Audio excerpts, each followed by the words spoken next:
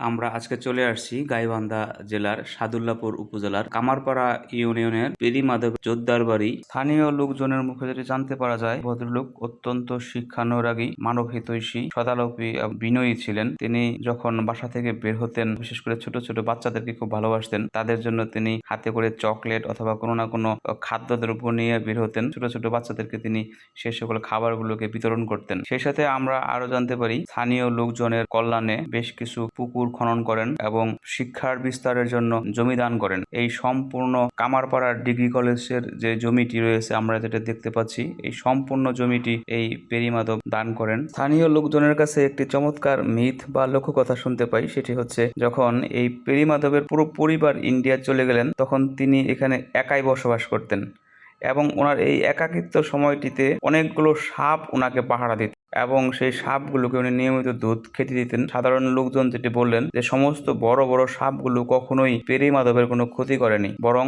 তারা এই পেরিমাধবকে পাহারা দিয়ে রাখতেন। পরবর্তী সময়ে এই পেরিমাধব এই বাড়িটি ছেড়ে চলে গেলে সাপগুলো যেন কোথাও উধাও হয়ে যায়, সেই সাপগুলোকে আর এর পরবর্তীতে এই বাড়িতে দেখা যায়নি। আমরা স্ক্রিনে এখন যে অংশটি দেখতে পাচ্ছি, এটি মূলত পেরিমাধবের বাড়ির পেছনের দিক এবং এর পাশে একটি মূল ফটক বা গেট রয়েছে, যে গেটটি প্রায় ধ্বংসপ্রাপ্ত। আমরা এই গেট দিয়ে ভিতরে প্রবেশ করলে হাতের বাম দিকে একটি কূপ রয়েছে, সেই কূপের পানি দিয়েই তখন তারা নিত্য নৈমিত্তিক প্রয়োজনীয় খাবার, অন্যান্য কর্মকাণ্ডগুলোর জন্য যে প্রয়োজনীয় পানি দরকার ছিল তা এখান থেকেই পান করতেন বা এখান থেকে সে পানি তারা ব্যবহার করতেন। এই বাড়িটি আমার দৃষ্টিতে অত্যন্ত অযত্ন অবহেলায় পড়ে আছে, আর এখানে যেভাবে এই বাড়িটি থাকার কথা, প্রত্নতাত্ত্বিক নিদর্শনগুলো কালের বিবর্তনে হারিয়ে যাবে, ধ্বংসপ্রাপ্ত হবে, ক্ষয়প্রাপ্ত হবে, এটা স্বাভাবিক। কিন্তু আমার মনে হয় যে আমাদের রাষ্ট্রীয়ভাবে এগুলোর প্রতি আরও বেশি নজরদারি রাখলে, আমাদের মাননীয় ডিসি মহোদয় এবং ইউনো থেকে থানা কর্তৃপক্ষকে যদি এগুলোর নিয়মিত দেখভালের জন্য সুপারিশ করা হয় এবং নজরদারি করা হয়, তাহলে কালের বিবর্তনে হারিয়ে যেতে বসা এই সকল কালের ঐতিহাসিক গৌরবোজ্জ্বল সাক্ষীগুলো টিকে থাকবে।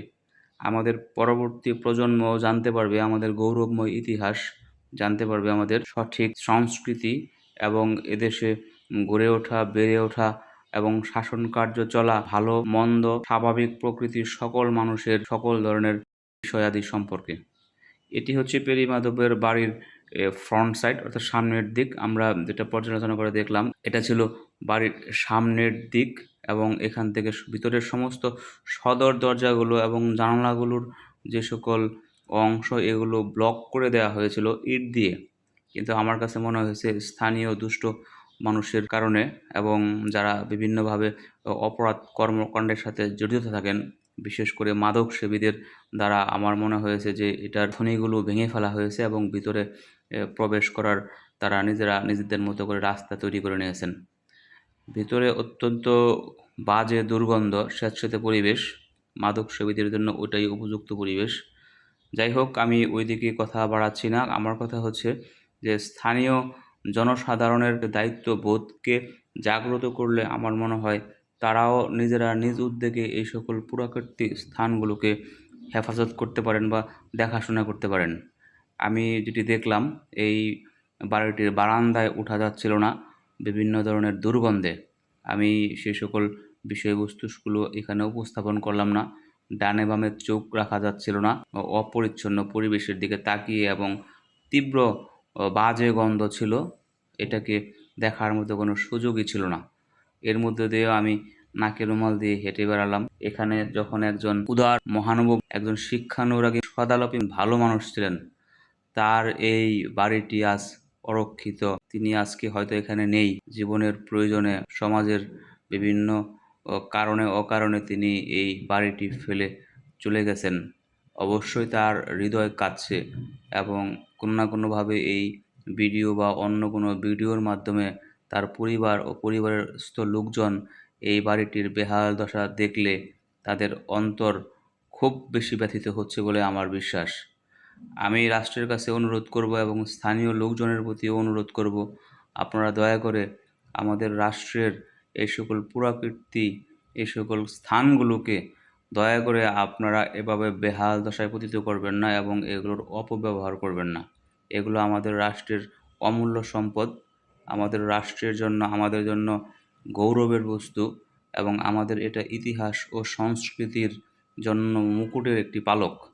আমরা যেন কিছুতেই আমাদের এই ঐতিহাসিক স্থাপনাগুলোকে আমরা হারিয়ে না ফেলি। আসলে আমাদের উচিত এই সকল স্থানগুলোকে প্রাধান্য দেওয়া। এই পেরিমাধব জোরদার বাড়ির পাশে একটি বড় পুকুর রয়েছে এবং পুকুরের পাড়ে একটি পাকুড় জাতীয় গাছ রয়েছে। সেই গাছের নিচে হিন্দু এবং মুসলিম উভয় ধর্ম অবলম্বী লোকজন মানত করে থাকেন। মুসলমানেরা দরগা হিসাবে সেখানে মোমবাতি সহ অন্যান্য আগরবাতি জ্বালিয়ে থাকেন, তাদের মানত পুরার জন্য তারা সেখানে সিন্নি করে থাকেন।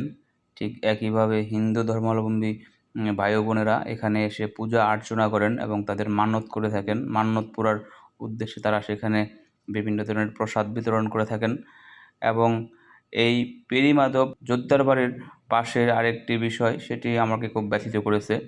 আমি পিছনের বা আগের কিছু ভিডিও দেখে এবং তথ্য যাচাই করে জানলাম পেরিমাধব জোরদার বাড়ির পাশে একটি পুরাতন 2 কক্ষ বিশিষ্ট অথবা 1 কক্ষ বিশিষ্ট একটি ঠাকুরঘর ছিল এবং প্রত্নতাত্ত্বিক নিদর্শনে একই বয়সের, একই সময়ের, একই অবকাঠামো কৌশলে নির্মিত সেই ঠাকুরঘরটি ভেঙে ফেলে সেখানে নতুন একটি ঠাকুরঘর বা একটি পূজা অর্চনার জায়গা করা হয়েছে।